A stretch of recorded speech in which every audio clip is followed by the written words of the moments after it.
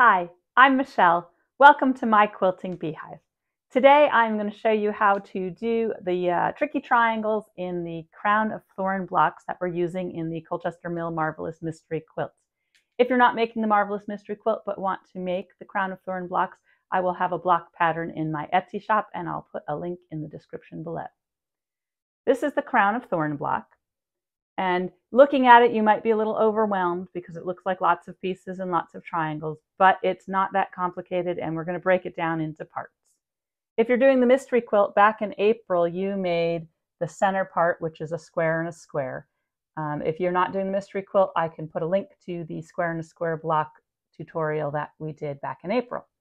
Today, I'm going to show how to do this portion right here, which is just made up of a lot of triangles. You see 1, 2, 3, 4, 5, 6, 7, 8 triangles that get put together to make that unit, and it's just repeated 4 times in the block. It looks scary because of all the points, but it's not. Well, I'll show you how to break it down and keep it simple. To make your unit, you're going to start with a square of background fabric, a large half square triangle, and a smaller half square triangle. Refer to your pattern for the sizes. For the smaller one, you'll notice it says to trim it to 3 3/8 of an inch. So we're going to do that right now. And I want to show you some different ways. Some people find 3/8 to be a bit scary to cut, but it's not hard. You just have to watch your ruler. I'm going to show you on a couple different rulers to show you the different ways you can do it. Whichever ruler you're using, make sure to line up the center diagonal line on the ruler with the seam. Your first cut is going to be to cut off, to square up one side, remove a little bit to make it nice and straight. And that one, as long as you're larger than 3 3/8, it doesn't matter on the dimensions. But your next cut, when you turn it around, you have to make sure it's at 3 3/8. If you have the Creative Grids rulers, you will find your 3 1/4 and 3 1/2 lines, or the white lines between there. And the 3 1/8 is this line that comes down here. I'm going to bring it over right along the edge there. And you'll find on the diagonal there's a little corner piece that shows you this should line up with the corner, and it will go right across there. So you'll trim that away. So Creative Grids are like that. If you have an OmniGrid ruler, the OmniGrid ruler, the larger rulers, they have the 1/4 inch lines and the 1/2 inch line, and there is just a little black dash line on each mark that you'll need to line up across your pieces, and still want to make sure that center diagonal is there. That one is a little harder to see, especially where the words are. You can't line it up, so you've got to be careful with that one. My favorite choice for this is the Creative Grids 4 1/2 inch square ruler, because it has the marking lines that go all the way along the little black every 1/8 inch, so it's easier to line up and easier to see. So you start at the 3, you're going to go over 3 little lines, or you can go 1/4 and 1/2 and pick the one that's in between them and follow that line down, and then follow that line across to make sure it is lined up on both of the sides and the center diagonal. And then you will cut that side and the top, and it will be a perfect 3 3/8 inch square. Once you have your half square triangles all set, we're going to cut 2 of these pieces up. Your square of background fabric is going to be cut on the center diagonal 2 times to make 4 triangles. So line up from point to point and just cut it right in half. Then turn your ruler point to point and cut it on the diagonal, and you'll end up with 4 triangles. The last cut you're going to make is on your large half square triangle. You're going to make a cut for this one on the diagonal, the opposite direction of your seam line. So you're going to cut this into 2 units. When you cut this one, I like to line up point to point, but I also check to make sure it's square with that seam line. So you make sure it will be a perpendicular cut and will work well. And you will just simply cut that right on the diagonal, and you'll have 2 pieces. Once you have those pieces all ready, you'll be ready to lay out your block. To lay out your block, first you're going to sew your small half square triangle with some background fabric, fabric 1, on the 2 sides of it to make a triangle. When you do this, make sure you line up the 90-degree angle of your triangle with the bottom of your square. When you do this, you'll notice that it overhangs a little at the top and it doesn't line up because that gives you your seam allowance. So you need it to overhang on the two pointy corners. And that corner is going to line up straight. When I put this through in my machine, I'm going to sew this side. The fabric is pressed toward the green, so I am going to start sewing here and sew down so that that seam allowance on the bottom feeds through nicely and won't get caught. I'm going to bring it right over to my machine. Make sure you have an accurate 1/4 inch seam. That's important to make the block end up the correct measurement in the end. Use your 1/4 inch foot or mark your 1/4 inch so you know where to sew, and stitch that side down.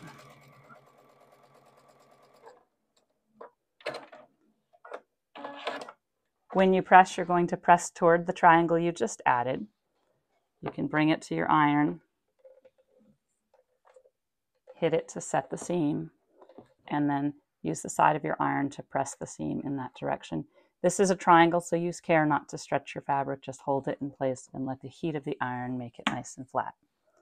Your second triangle will go on the same way. Again, you're going to line up that 90-degree corner, and you want it to make a triangle, so make sure you have it turned the right direction so it looks like a triangle.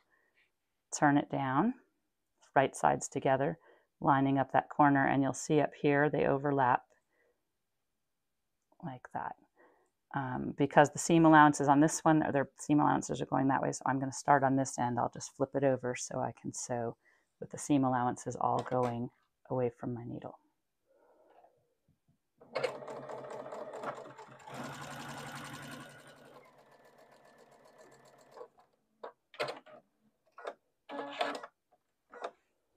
And then you'll press that seam towards the white background fabric 1.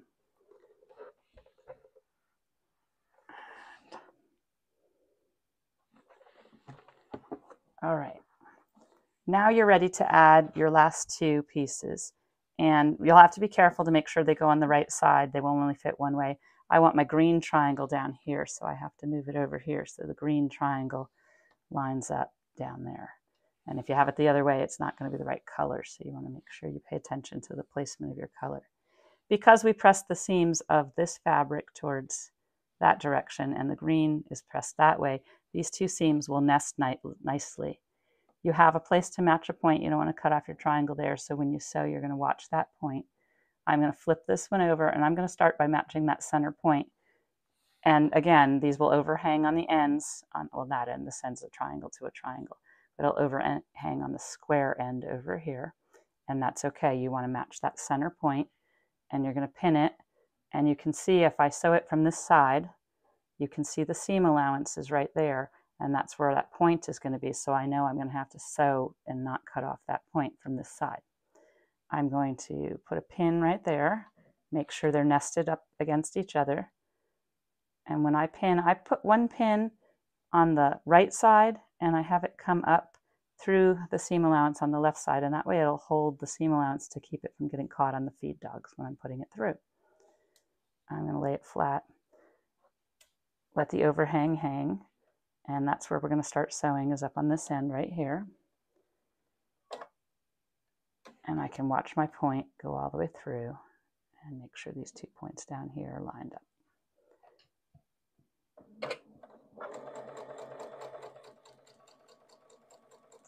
Again, with triangles, let your machine do the work. Try not to pull or twist your fabric so it gets stretched out. You want to keep it nice and even. I try to leave my pin in until I'm almost all the way to that point so it won't shift, but I don't want to hit it with my needle, so definitely remove it when you get there.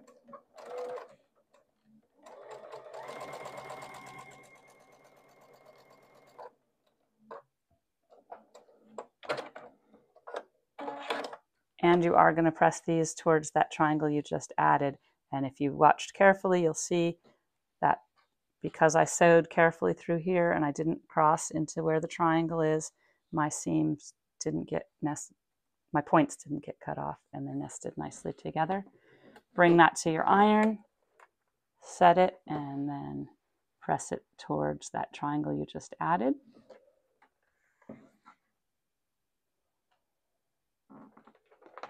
And then you're going to repeat it and do that one more time with the other piece on the opposite side. Nest them together. And I flip it over so I can watch my seam allowance and know exactly where that point is so I don't cut it off. Match up those points tight. Again, pin it so it stays where you want it. And this time I'm sewing from the triangle end. I'm just going to make sure they're lined up. And then I'm going to sew with my 1/4 inch seam. If you have trouble with your 1/4 inch seam, definitely practice that because it makes a big difference in the results of your quilts. And I'm going to move my pin and watch that point. And down here it overhangs the square, the triangle will overhang, your dog ears showing. And finish that seam. And then you're going to press it. Just like that.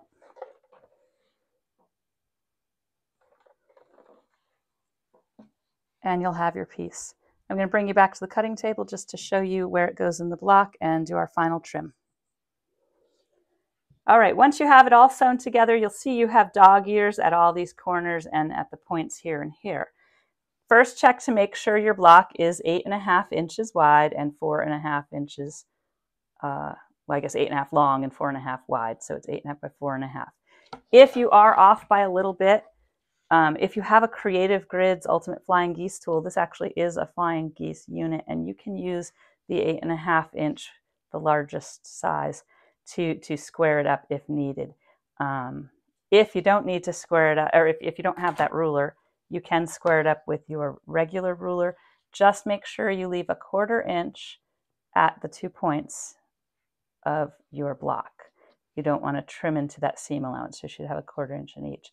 On my block, I only need to cut off my dog ears, so I can use scissors to do that, or you can just take your ruler and snip them off as you go. And I like to turn it around and make sure it's still the right size and just trim off the dog ears. And then your block will be ready to use. For our Crown of Thorn block, you will make 4 of these, and they will be sewn in to that square and a square unit you made for the center with 4 squares in the corners. When you're doing this, you might want to do the 3-pin technique that we went over early in the year.